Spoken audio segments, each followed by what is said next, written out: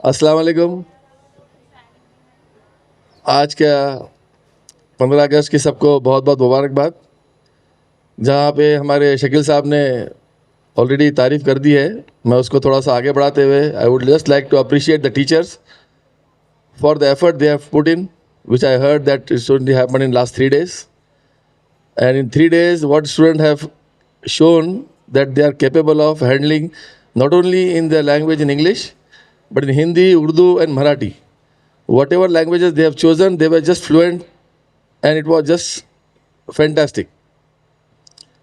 साथ ही साथ हमारे जो शकील साहब ने और एक बात कही है कि उनके बच्चे को देख के उन्होंने हिम्मत जोड़ी है कि स्टेज पे आके बात करने के लिए। ये हर एक के साथ होता है, क्योंकि हम लोग मूके नहीं हैं, गूंगे नहीं हैं, बहरे नहीं हैं, हमको सबको बात करना आती है। लेकिन मसला जब होता है कि सामने वाला सुनने वाले नहीं है।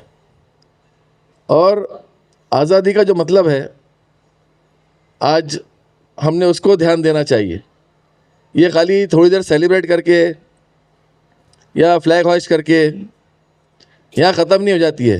ये एक बहुत बड़ी जिम्मेदारी है जो पिछले 80 साल से हमारे लोग उठा रहे हैं, और उससे पहले उसको आज़ाद करने के लिए 200 साल लग गए। लेकिन ये बात समझ में आनी चाहिए कि आज़ादी है क्या।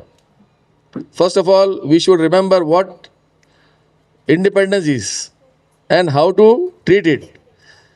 The other thing I just want to ask a question to the parents here कि अपने बच्चों को वो फ्यूचर में क्या देखना चाहते हैं।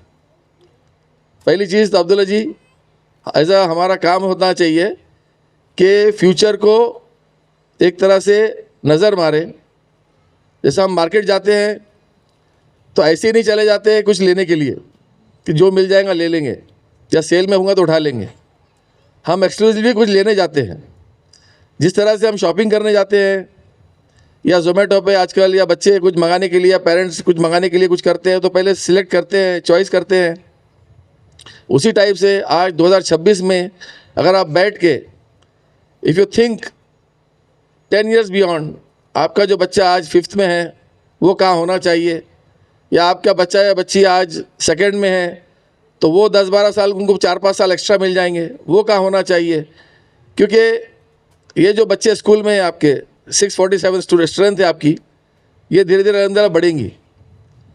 तो स्ट्रेंथ बढ़ने से मुराद ये है कि हमारा फ्यूचर जो है, ये बच्चे कहाँ एंड होंगे वो हमने आज देखना चाहिए। क्योंकि हम जब कुछ भी चीज़ बनाते हैं तो शुरुआत में हमको उसका एंड रिज़ल्ट पता होना चाहिए, वरना जाते जाते क्या बन जाएगा ये हमें पता नहीं है। बहुत सारे लोग बहुत प्राइड लेते हैं कि ये बच्चा हमारे स्कूल का है, ये बच्चा हमारे शहर का है, या ये लीडर हमारे यहाँ का है। तो मैं इतना कहना चाहूँगा कि फ्यूचर में हमको हर एक की ज़रूरत पड़ती है। अच्छे ऑडिटर चाहिए, अच्छे लॉयर चाहिए, अच्छे डॉक्टर चाहिए।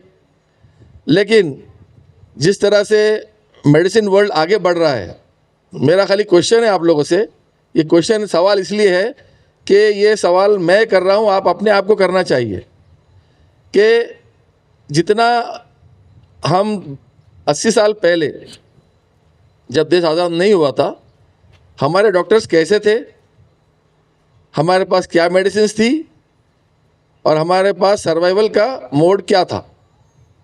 आज 80 साल के बाद हमारे इतने डॉक्टर आ गए, पता नहीं हम कहाँ कहाँ पहुँच गए, और साथ ही साथ नई और कई बीमारियां लेके आ गए जिसका सॉल्यूशन नहीं आता है।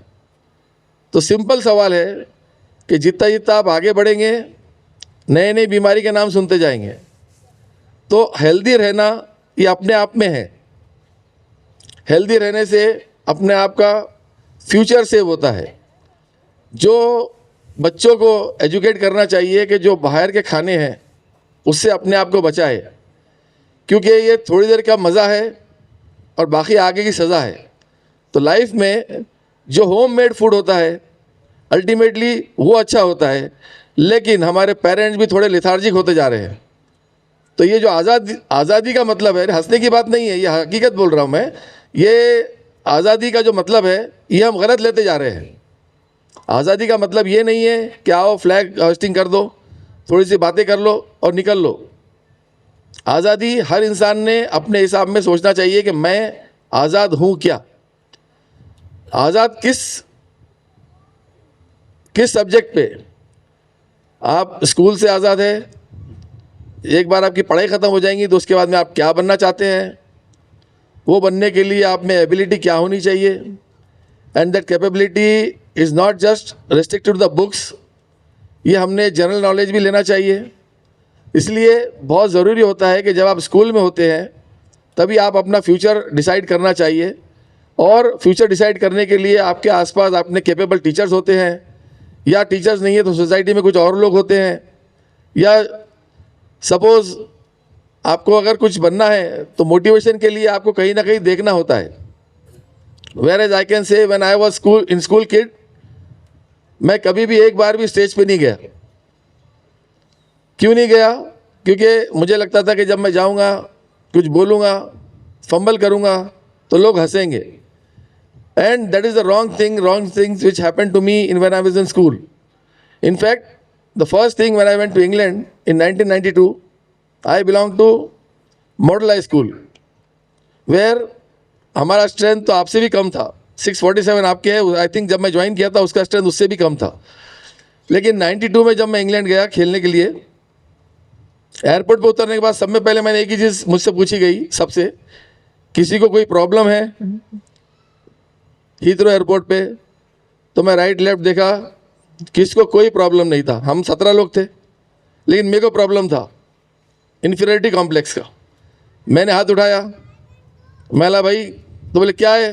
बोले इंग्लिश नहीं आती। बोलते इंग्लिश नहीं आती, इंग्लैंड आ गया तू? मैंने बोला नहीं आती, क्या करेंगे? बोले इधर खड़े रहो।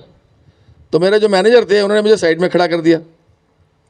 बाकी लोग को बोला उधर कोच आ गई है, अपना अपना सामान, सब लोग चले गए। मुझे लगा इधर से वापस इंडिया वापस होता है, क्योंकि हम बहुत कुछ सोच लेते हैं, लेकिन कभी कभी हाथ उठाने से ना बहुत फ़ायदा होता है। सब लोग बस में बैठे और आर्डिंगले कॉलेज नाम का एक था जहाँ पे हमारा रेसिडेंस था, हीथ्रो से सब लोग वहाँ पे लिए कूच कर गए। मैं वहीं खड़ा, मुझे लगा शायद ये अगली फ़्लाइट या बंदोबस्त करके मेरे को रवाना कर देंगे। मालूम पड़ा कि उधर से एक मर्सिडीज़ गाड़ी आई, उसमें हम दोनों बैठे और ड्राइव करके चले गए। उन्होंने मुझे कहा कि तुम्हें इंग्लिश नहीं आती है, तुम इधर उधर ना भटको, इसलिए तुम मेरे साथ रहेंगे। तो बोलने का मतलब इंग्लिश नहीं आने से भी बहुत फ़ायदे होते हैं। Language is a bar, language is only communication. Language doesn't mean कि you have to be very fluent in every language. Language का मतलब ये होता है कि आप जो कहना चाहते हो अगले ने समझना चाहिए, और अगला जो समझ रहा है आपको उसका फ़ायदा उठाना चाहिए।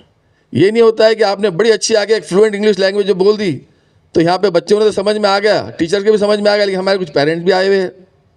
तो you have to take care of everybody in the community. तो लैंग्वेज का मतलब कम्युनिकेशन होता है, और हमने हमारा कम्युनिकेशन सुधारना चाहिए।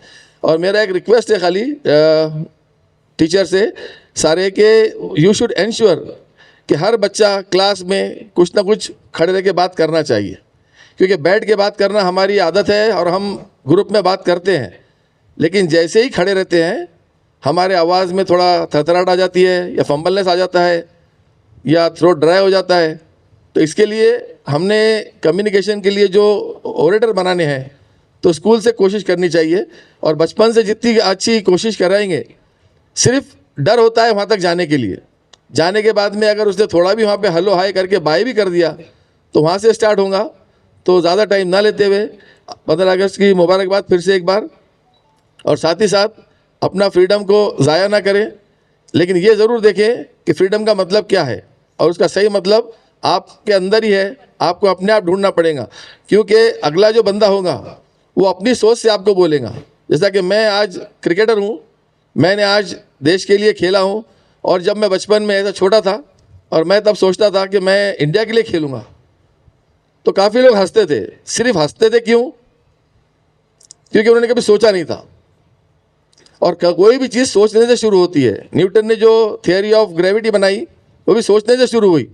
सब में पहले चीज़ शुरू होती है सोचने से, और वो सोचो जो अगला नहीं सोच रहा है, क्योंकि वो वहाँ पहुँचने की कोशिश नहीं कर रहा है, इसलिए वो सोच नहीं रहा है। अगर आपने सोच लिया, वो पक्का काम होना ही होना है। इतना है कि वो लॉजिकली होना चाहिए और लीगलाइज होना चाहिए, इलीगल काम नहीं होना चाहिए। That is the only thing. Thank you very much for asking me here.